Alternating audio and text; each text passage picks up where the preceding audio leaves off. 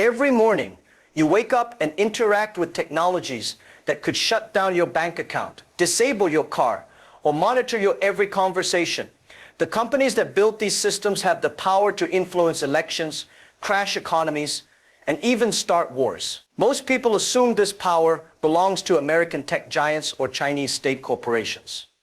They're wrong. The real technological puppet masters operate from a nation that most analysts consistently underestimate, a country that has systematically infiltrated every critical system you depend on, while maintaining perfect strategic invisibility. They don't just build technology, they build dependencies. They don't just create products, they create leverage points that can control entire nations. What you're about to discover isn't another startup success story filled with feel-good motivation and entrepreneurial inspiration. This is an intelligence briefing on the most sophisticated technological colonization operation in human history, one that's been running for decades while hiding in plain sight. We're standing at a moment where understanding how real technological dominance works isn't just interesting, it's essential for survival in tomorrow's world. Because what Israel did wasn't lucky. It wasn't accidental. It's a deliberate, systematic approach to capturing technological control that every other nation is now scrambling to copy. So here's your first choice. You can keep believing that technology success is random, that innovation happens by accident, and that small nations can't compete with superpowers. Or you can stay with me and discover the calculated strategies that really determine who controls tomorrow's world. This is PowerVision, where we don't just see what's happening, we decode why it's happening and what it means for the future. The numbers that expose the hidden empire. Let's start with the evidence that most strategic analysts prefer to ignore. Israel, 9.5 million people. That's smaller than the population of Ohio. Yet this microscopic nation has achieved technological penetration that should be impossible. More companies on NASDAQ than all of Europe combined. One startup for every 1,400 people. That's not just impressive, that's statistically absurd. But here's the number that reveals the real strategy. 4.3% of GDP invested in R&D. That's not economic policy, that's warfare by other means. But the raw numbers only tell part of the story. While China graduates millions of engineers annually, Israel produces just tens of thousands. The difference? Quality, focus, and strategic application. Israeli engineers aren't just building apps and consumer gadgets, they're building the invisible infrastructure that controls critical systems worldwide. Consider this. Israel has more scientists and engineers per capita than any other nation. 840 per 10,000 workers, compared to 85 in the United States and 83 in Japan. But these aren't academic researchers writing papers that nobody reads. These are operatives with security clearances building technologies that governments classify as strategic assets. The venture capital statistics reveal another layer of the strategy. Israeli startups raised $12.2 billion in 2024 alone. That's more than most countries' entire technology budgets. But here's what the financial media won't tell you. Much of this funding comes with strings attached. International investors aren't just buying equity in companies. They're buying access to Israeli military-developed technologies and intelligence capabilities.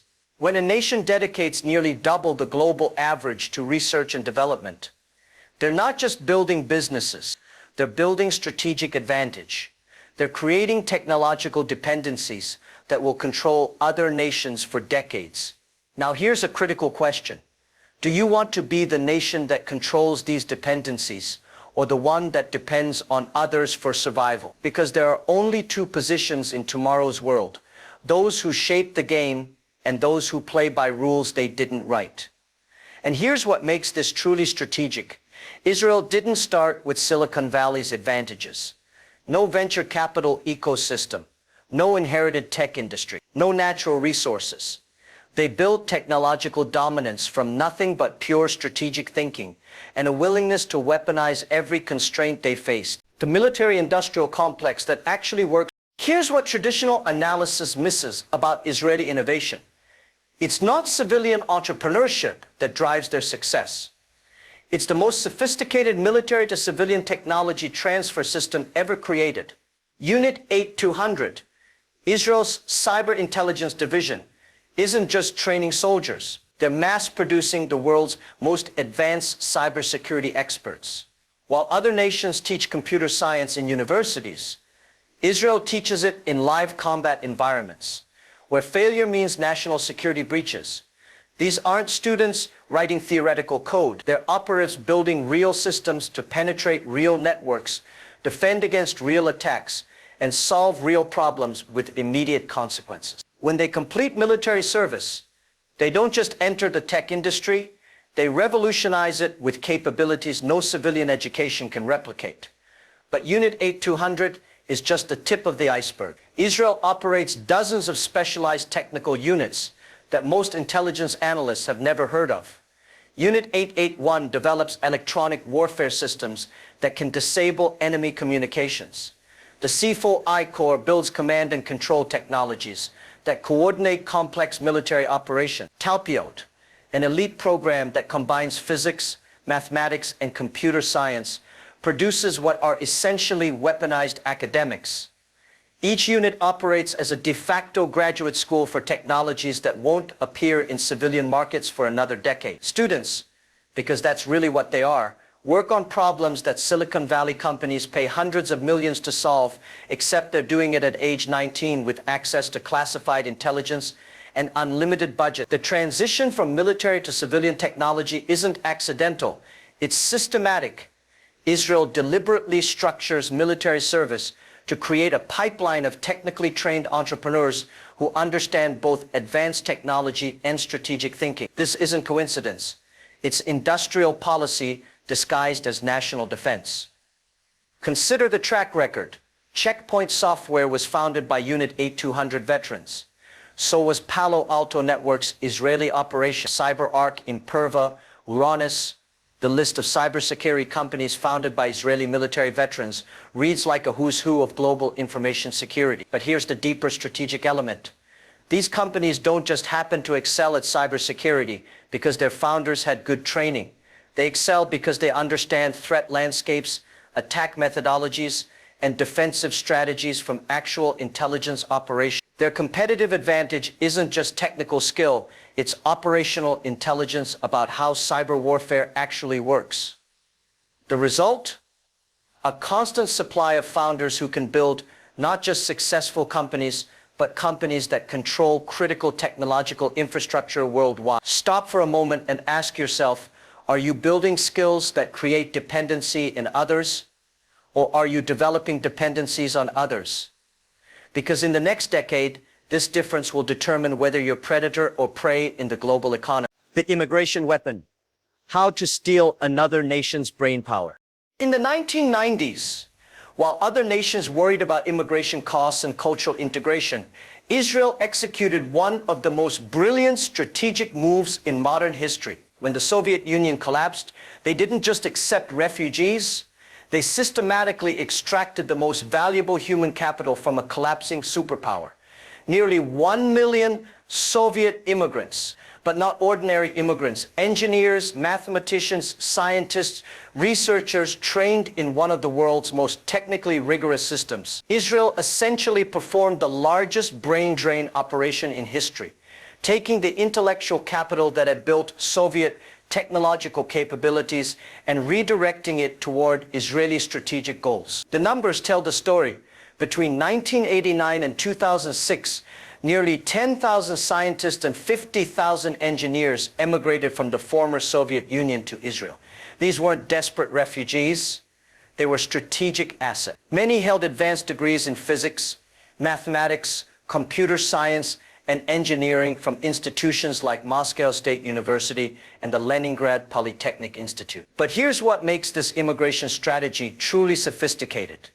Israel didn't just welcome these immigrants, they created systems to deploy their expertise immediately. Instead of the typical integration programs that waste immigrant talent for years, Israel established fast-track certification processes, created research positions, and funded startups specifically designed to leverage Soviet technical knowledge. the cultural integration was equally strategic. Russian immigrants brought with them not just technical skills, but work ethics and educational standards that raised the bar for entire industries. They introduced mathematical rigor, systematic thinking, and theoretical foundations that gave Israeli technology companies competitive advantages in global markets.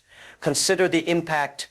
Companies like NICE Systems, Amdocs, and Converse were all founded or co-founded by Soviet immigrants. These companies now process telecommunications data from major carriers worldwide, analyze financial transactions for global banks, and provide cybersecurity services for government agencies. This wasn't humanitarian policy, it was strategic asset acquisition. Within a decade, these immigrants weren't just contributing to Israeli society, they were transforming global technology markets with companies and innovations that gave Israel disproportionate influence over international technological systems. The timing was perfect. The Soviet collapse coincided with the emergence of the internet, personal computing, and global telecommunication. Soviet-trained engineers who understood complex systems, advanced mathematics, and large-scale engineering projects were perfectly positioned to build the infrastructure technologies that would define the next 3 decades. The lesson here isn't about immigration policy, it's about how sophisticated nations use global disruptions to extract strategic advantages. While others saw chaos, Israel saw opportunity to acquire human resources that would have taken generations to develop domestically. Here's your second choice. When the next global crisis hits, and it will you be the one scrambling to protect what you have, or will you be the one positioned to extract maximum advantage from others' weakness? Choose wisely.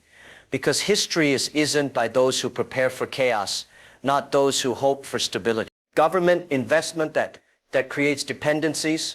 The Yozma program, launched in 1993, is often celebrated as smart economic policy. That's missing the point. Yozma wasn't just about funding startups. It was about creating technological dependencies between Israel and major global economies. Here's how strategically brilliant this was. Instead of just funding domestic companies, they used government resources to attract international investment capital and expertise to Israeli firms. They offered to match foreign investments, essentially making international investors partners in Israeli technological development. But the real genius was the exit strategy. Foreign investors could buy out government stakes at favorable terms if investments succeeded. This meant that successful Israeli companies would either remain partially government connected or become fully owned by international partners who had strong incentives to maintain Israeli technological advantages. Within years, venture capital investment jumped from $58 million to $3.3 billion. But more importantly, international capital became dependent on Israeli innovation pipelines. Global technology companies began establishing R&D centers in Israel, not just for talent, but for access to Israeli military developed technologies and intelligence capabilities. The result, Israel created a system where global tech giants voluntarily became dependent on Israeli innovation, while Israeli companies gained access to international markets and resources. Think about your own strategy. Are you building systems that make others dependent on you, or are you just competing for scraps in markets others control? Because the difference between strategic thinking and tactical execution is the difference between becoming indispensable and remaining replaceable. The problem-solution economy. Weaponizing crisis. Here's what separates Israeli strategic thinking from traditional economic development. They turned national vulnerabilities into technological advantages. Constant security threats didn't just motivate innovation, they created market demands for technologies that no other nation needed to develop. Water scarcity forced development of advanced desalination and water management technologies that now control water systems globally. Cybersecurity threats forced development of defensive systems that now protect international banking, infrastructure, and communications. Agricultural challenges in desert conditions forced development of agricultural technologies that now feed nations worldwide. This isn't just solving problems, it's creating technological monopolies by being the first to solve problems that other nations will eventually face. By the time water scarcity, cyber warfare, or agricultural challenges become global crises, Israeli companies already control the solutions. This represents a fundamental shift in strategic thinking. Instead of competing for existing markets, create new markets by solving problems before others recognize they exist. Here's your wake-up call. Are you fighting for market share in industries others created, or are you building the industries of tomorrow?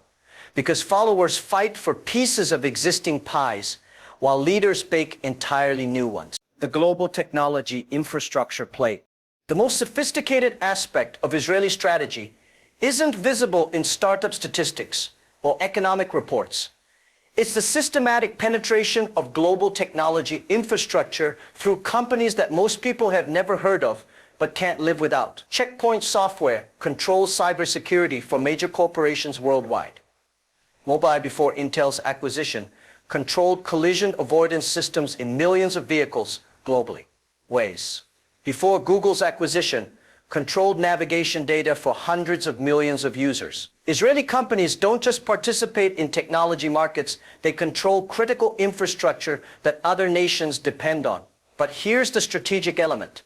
These aren't just commercial successes, they influence operations. When Israeli companies control cybersecurity, transportation systems, and communication networks, they control information flows and security vulnerabilities that can be leveraged for strategic advantage. The USB drive you use daily. Israeli invention, the instant messaging protocols that power global communications. Israeli development, the agricultural technologies feeding developing nations. Israeli innovation. This isn't economic development, it's strategic positioning through technological dependency creation. Let me ask you directly, do you understand the technologies your life depends on? Or are you just a user in systems others control? Because in tomorrow's world, understanding the infrastructure is the difference between freedom and digital slavery. The intelligence business complex. Traditional analysis treats Israeli business success and Israeli intelligence capabilities as separate phenomena. That's naive. Israel has created the world's most sophisticated integration between intelligence gathering and commercial technology development. Companies founded by Unit 88 or 200 veterans don't just happen to excel at cybersecurity. They excel because they understand threat landscapes, attack methodologies, and defensive strategies from actual intelligence operations. Their competitive advantage isn't just technical skill. It's operational intelligence about how cyber warfare actually works. This creates a feedback loop. Commercial success funds advanced research, which enhances intelligence capabilities, which provides better market intelligence, which creates more commercial success. The result is an ecosystem where business development and strategic intelligence gathering reinforce each other continuously. The dependency strategy, making yourself indispensable. Perhaps the most sophisticated element of Israeli technological strategy is how they've made themselves indispensable to nations that might otherwise be competitors or adversaries. Instead of competing directly with larger economies, they've created technological dependencies that make confrontation economically irrational. American technology companies depend on Israeli R&D centers. European agricultural systems depend on Israeli water management technologies. Asian manufacturing depends on Israeli industrial automation systems. Global financial networks depend on Israeli cybersecurity solutions. This isn't just economic integration, it's strategic insurance. When you control technologies that other nations can't easily replace, you create diplomatic leverage that transcends traditional power metrics. Final question. Are you building capabilities that others will depend on, or are you building dependencies on others? Because your answer to this question determines whether you're positioning yourself for power or programming yourself for weakness. What this means for tomorrow's world. The Israeli model isn't just about one nation's success. It's a blueprint for how technological advantage will determine global power in the 21st. Military strength, natural resources, and population size are becoming less important than the ability to control critical technologies and create strategic dependencies. Other nations are already trying to replicate Israeli strategies. Singapore's military tech pipeline, South Korea's government-industry coordination, Estonia's cyber capabilities, but replication isn't innovation. And Israel maintains advantages that are difficult to copy, geographic pressures that create innovation urgency, cultural acceptance of intelligent risk-taking, and decades of accumulated strategic relationships. The implications extend beyond technology policy. We're witnessing the emergence of a world where small, strategically sophisticated nations can wield influence disproportionate to their size by controlling critical technologies. This changes everything about how we understand power, influence, and strategic advantage. For anyone seeking to understand how real power operates in our technological age, Israel's strategy offers crucial insights. First, turn constraints into competitive advantages. Don't just overcome limitations. Leverage them to develop capabilities that others don't need to build. Second, integrate defense and commercial development. The most advanced technologies emerge from solving actual operational problems, not theoretical market opportunities. Third, create dependencies, not just market share. Build technologies that others need rather than want, because needs create leverage, while wants create only temporary profits. Fourth, think systematically about human capital development. The most sophisticated technology is always human expertise properly trained and strategically deployed. Fifth, use global disruptions to acquire strategic assets. When other systems fail, extract their most valuable elements for your own strategic development. Sixth, make yourself indispensable rather than just competitive. Control what others depend on rather than just competing for market share. The future is already here. Ladies and gentlemen, what we've examined today isn't just history.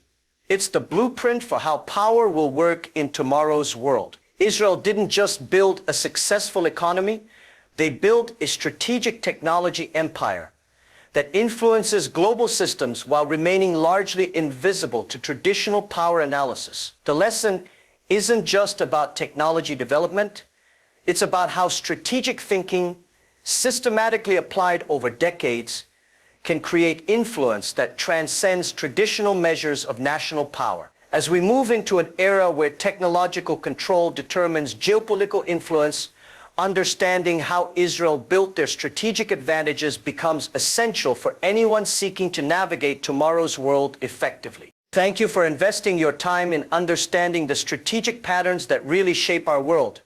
In an age of surface-level analysis and comfortable illusions, you've chosen to examine the deeper mechanisms that create lasting advantage. But here's your final choice. You can watch this video, feel informed, and then return to your comfortable assumptions about how the world works, or you can take action. You can subscribe to PowerVision, commit to seeing beyond the obvious, and start building the strategic thinking that separates winners from participants. This is PowerVision, where we don't just observe what's happening, we decode why it's happening and what it means for the future. If this analysis revealed strategic patterns you hadn't considered before, subscribe for more insights that go beyond headlines to reveal the power dynamics shaping tomorrow. Keep questioning official narratives. Keep examining evidence independently. Keep thinking strategically about how power really works. And remember, in a world where information is power, understanding how the game is really played is the first step toward playing it more effectively yourself. Until next time, this is PowerVision, where we see beyond the obvious to understand what really matters. The lessons for strategic thinkers.